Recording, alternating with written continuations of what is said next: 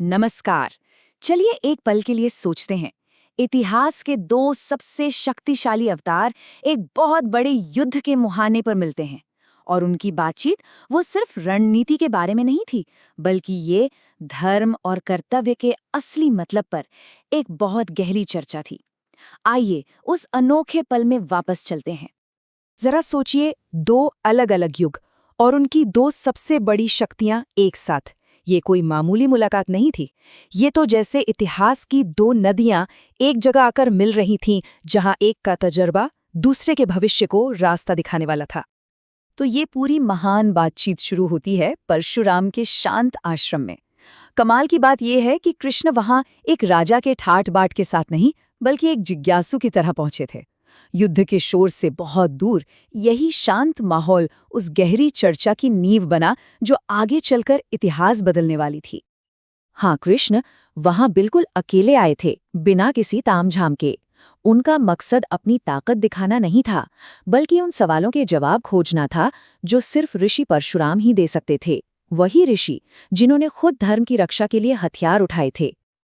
और बस इसी शांति के बीच कृष्ण ने वो बातचीत शुरू की जो धर्म और हिंसा के बीच के सबसे मुश्किल सवाल पर टिकी थी। उन्होंने वो सवाल पूछा जो हर दौर के योद्धा और शासक को परेशान करता है।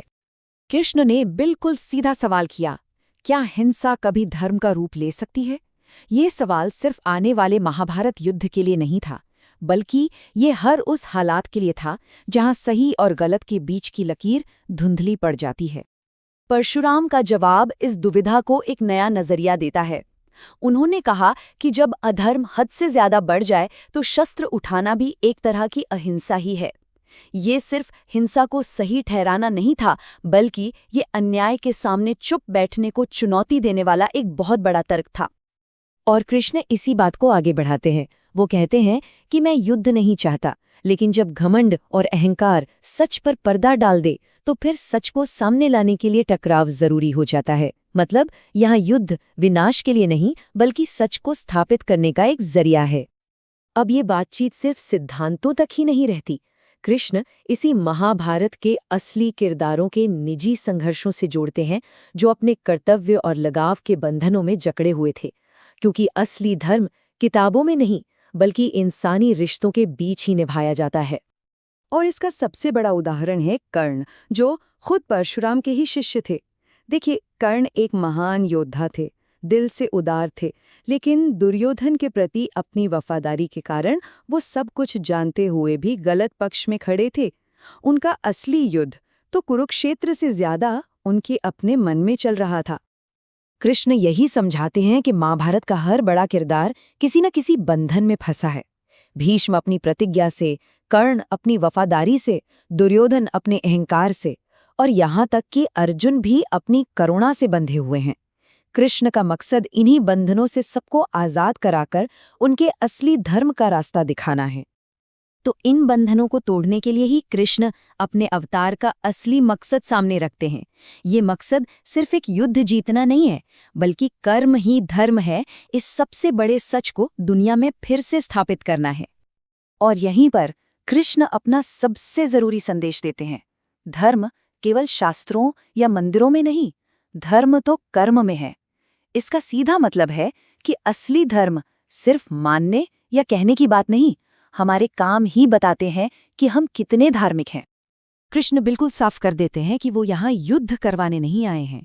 उनका लक्ष्य तो धर्म की स्थापना करना है, और अगर उसके लिए युद्ध एक जरूरी रास्ता बन गया है तो उसे अपनाना ही पड़ेगा। लक्ष्य ज्यादा जरूरी है, रास्ता नहीं। अब ये बातचीत अपने सबसे अहम मोड़ पर पहुंचती है। कृष्ण ऋषि से एक बहुत ही निजी सवाल पूछते हैं, जो सीधे सीधे परशुराम के अपने जीवन और उनकी विरासत से जुड़ा हुआ था। ये कुछ ऐसा था जैसे एक शिष्य अपने गुरु से मार्गदर्शन मांग रहा हो। कृष्ण पूछते हैं कि जब दुनिया आपके कामों को ना समझे, जब लोग आपको कठोर कहें, तब भी कोई अपने धर्म के रास्ते पर मजबूती से कैसे खड़ा रह सकता है?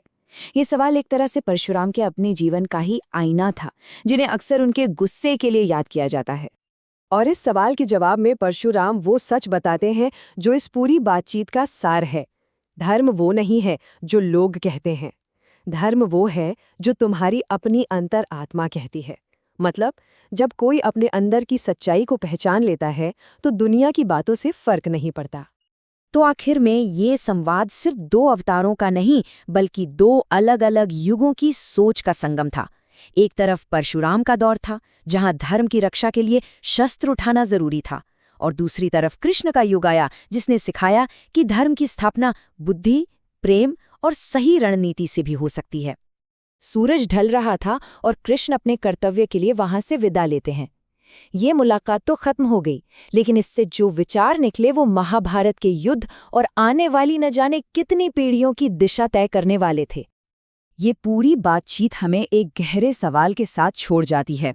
अगर धर्म सच में हमारी आत्मा की आवाज है, तो आज की इस शोर भरी दुनिया में क्या हम सच में उसे सुन रहे हैं?